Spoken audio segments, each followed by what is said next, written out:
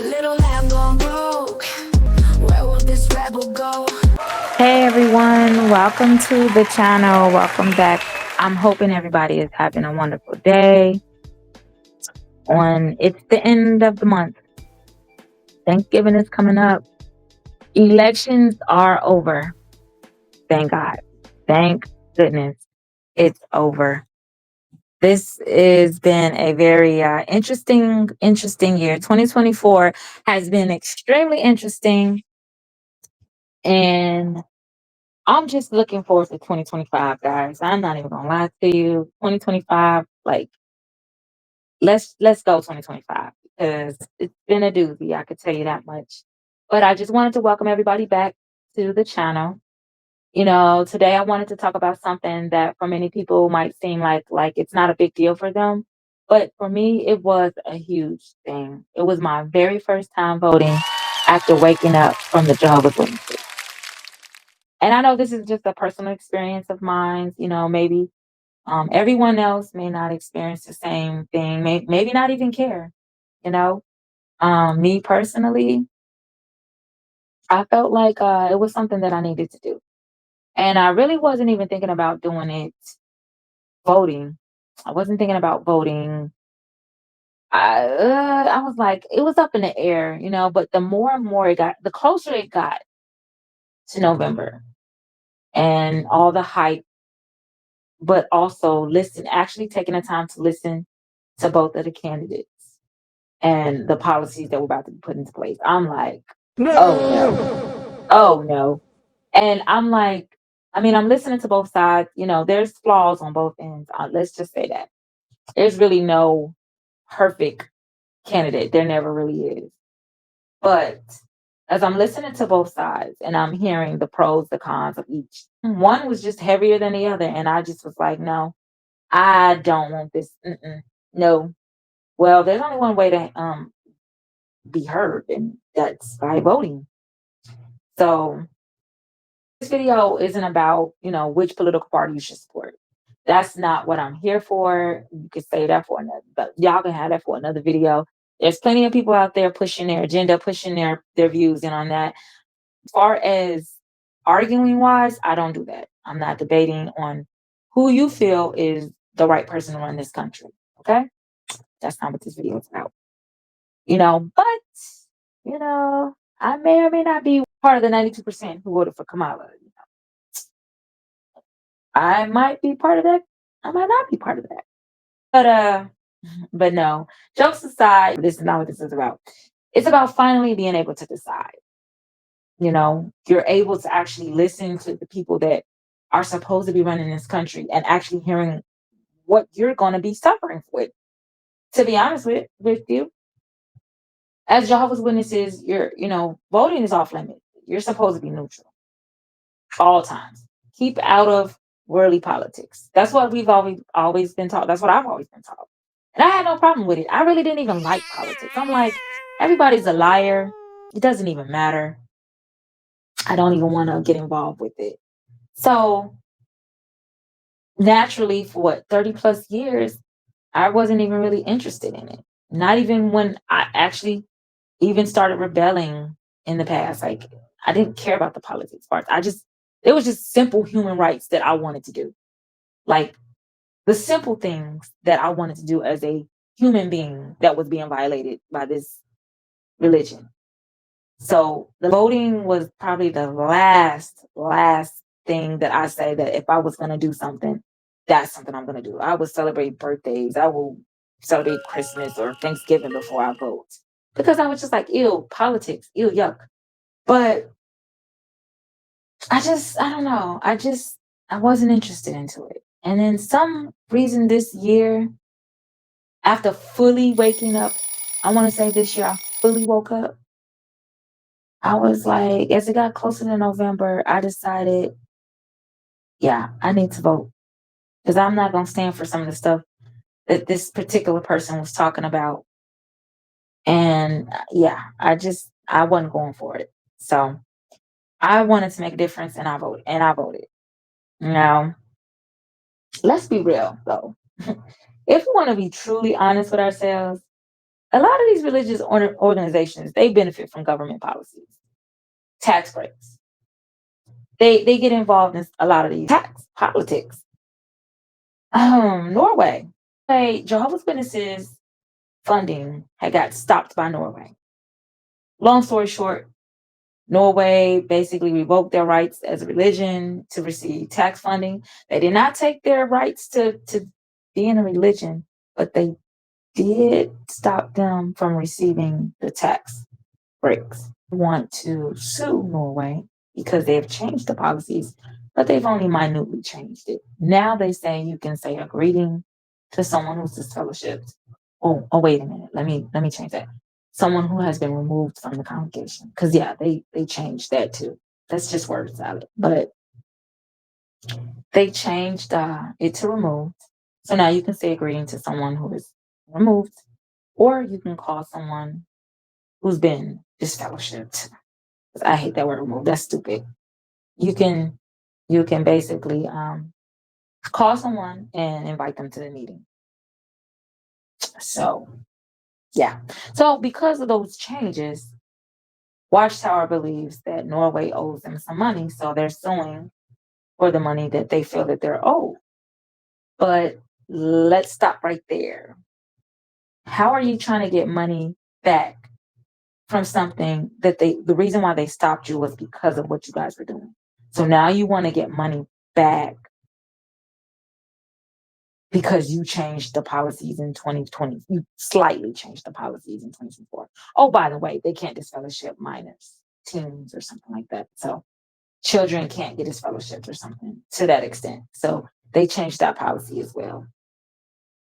But yeah, like no, you were practicing these things for years, and now you want them to give you money back because you finally changed it. You finally changed it. Nah, good luck with that, Watchtower. Doesn't look like that's gonna happen for you. But you know, Jehovah Witness members aren't allowed to vote for the very government officials that influence the policy and can impact our lives. It's like saying we don't trust the system, but we'll take all the perks. Yeah, that's exactly what they do. That's the Norway. We don't trust you, but we'll take all the perks, which is the money. Which is why I also feel like the United States did what they did. They hurried up because Lord knows if New York Watchtower did not receive their government tax funding, you members would have to be paying a tithe at this point because you think those money begging videos are a lot now. Every local need, every time you're at the assembly, they will be charging y'all. They will be taxing you members. They would have you guys buy tickets. That's what probably would happen. You'd have to buy tickets to the assembly. They'd have the meeting. They were like, okay, let's start early. Hey guys, there's an assembly coming. Get your money ready.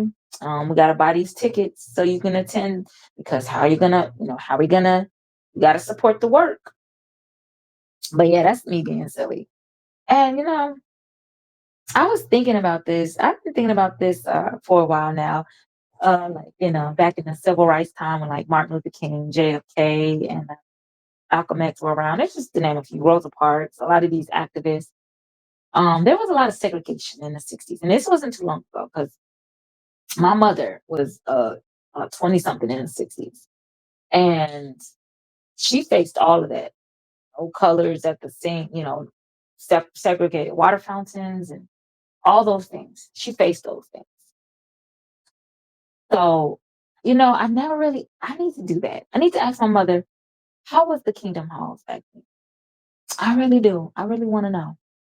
I really want to know. But yeah, but not just get off topic, but witnesses benefited from what those people did. And when I say worldly people, I'm going to say worldly only because that's their jargon. They say worldly. But because Martin Luther King did what he did, JFK, Rosa Parks, all those activists that did the things that they did. Jehovah's Witnesses benefited, but they were knocking on people's doors. I'm pretty sure there were segregated kingdom halls. And I find it very funny. The very work that they're doing now, missionaries going overseas to the Philippines, Africa, all these places to convert people. But within the United States, there was segregation going on. And this did not just, if you guys are an organization that is supposed to bring everybody together, it's a worldwide organization. It was not a worldwide organization back in the 60s, 50s, 40s, 30s, 20s. It was not a worldwide organization back then. I mean, the things that they thought about Black people were just terrible, like Negroes. Like, look it up. Don't take my word for it. Look it up. I don't want to be a person who just, I don't have the information in front of me right now. So I'm not going to say some stuff that I don't have in front of me to actually read and give you guys the sources. But it's on jw.org. You can look it up. But I say that to say this. This was a worldwide organization, quote unquote, worldwide organization. But yet you guys couldn't even help with conflict between Black and white people back in the day. You couldn't even help with that. But this is a worldwide organization. Now, they would tell you that that's politics. You can go knock on people's doors and tell them about Jehovah, but you could not walk. You can't march for civil rights. And we're just talking civil. Just for people to be civil with you. Just civil rights. Just the right to be there. Just the right to exist. Just the right to walk down the street and not be hackled at and talked down on. That is part of politics. And witnesses, Black witnesses, faced discrimination, faced racism. They faced all of this stuff. And to this day, there are still racist Jehovah's Witnesses. Oh, I know a few. Well, I don't know them personally, but through a third party, I know someone who was married to a racist who did not like Black people. I'm not even going to say what their race was because it's really not the obvious that you think. But this is not a racial, this is also not a racial video. I don't want to get off topic. But what I'm just saying is there are Jehovah's Witnesses did not participate in that because, like I said, this is a worldwide organization that Jehovah loves everybody and we're supposed to love everyone. Yeah, that's not the case. So yeah, so voting for me was about more than just picking a candidate. It was about having a voice, finally having a say. It was my chance to make a choice that was mine, mine alone, not based on what, you know, the organization Watchtower said I could or couldn't do. And at the end of the day, as an individual, it was an individual decision. Having the freedom to make my own decision, to decide how I would like someone of leadership to decide what I can and cannot do, to decide what I'm going to pay or what I'm not going to pay, to decide, my own health benefits, to look out for my interests. That's what I was voting for. Not for them to solve world peace, not for them to come back and resurrect my loved ones, not for them for me to bow down to them and give them worship. That's not what I voted for. I voted for surface level rights. That's why I decided to vote. Not because I'm rebelling against not because I'm an ex-Jehovah Witness and I'm rebelling. No. I came to a solid conclusion because I'm watching the things that's around me and I wanted to make a decision. It was a fairly easy task. I mean, I literally, like I said, I kind of procrastinated with the whole voting, the registering. I procrastinated with registering. At the very last minute, I registered. Even though I had been saying for like maybe a month or two that I was going to vote, I needed to register. And then I finally registered. And then I actually voted early. I had some time off, so I went in. Wasn't as many people in there, and so I didn't know what I was doing. I asked for help. Of course, I told them I never voted before, and of course, they made a big deal about it. They literally was, but it wasn't a big deal. It was more like, "Hey, first time voter here," and they all clapped and saying, "Oh, okay, woo, woo, woo," and because black folks weren't given that right at one. We weren't given that right. So, but I voted. It was easy. You select what party you want to represent or vote for. You can vote individually or whatever like that. Now, mind you, what witnesses? I don't know if witnesses know this, but you can voting was not. It's not just about the president of the United States. It's also about lawmakers and policy, like people that you want involved in your school system. Funding that kind of stuff decides what type of funding you get for your school because you might have some people who decide that kids don't need music. Kids don't need gym or whatever. And you vote someone in who believes that the kids don't need that, guess what? If you don't vote or if you don't have a voice on that, you can vote someone in with that type of mind frame, with that type of thinking. Or you can vote someone in who does agree that music, art can be in the school systems. So it's way bigger than just voting for the president of the United States of America. In my opinion, I was going to say if witnesses did vote, if witnesses really knew that it was more than just being the president of the United States and it decided stuff with school and other little things, because there's a lot of witnesses that don't homeschool their kids. If they could, if Watchtower had their way, I believe they would make it a policy that we homeschool Jehovah's Witnesses. Thank God they don't, because there will be some people who would go out their way to homeschool their children just because Watchtower says so. So that's a relief. But if witnesses really knew, like those who do go to school and know that these people decide this stuff, maybe they would vote. I mean, I would say if witnesses are so worried about choosing who's going to win or thinking, I feel like they should just choose third party. I've never had a third party. I've never heard of a third party president. Anybody picks a third. Nobody from third party has ever won. Correct me if I'm wrong in the comments. Correct me. But out of the 47, 46 presidents, I've never seen a third party candidate win. So if you're just so worried about someone voting for a president, just pick third party. They're not going to win. They never do. And then just go in and pick the people back for the school system and all these other little things. Pick those. I just feel like if witnesses were to vote, I feel like that's how they would vote, or at least. And what I find funny is when I voted, I did not vote for somebody to save me from the world.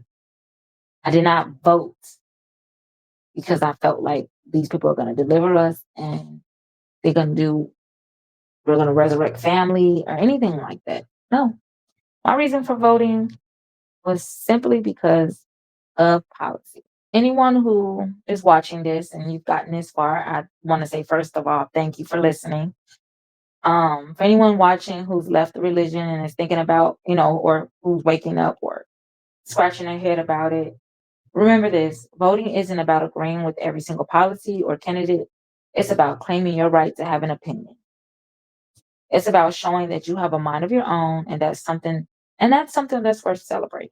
I wish everyone the very, very best, because 24 has been a ride, and now we're going into a whole nother year. It's right around the corner. Of course, I just pray that we all be okay. Thanks for tuning in to the Angry Pink Lamb. Don't forget to like, subscribe, and comment below.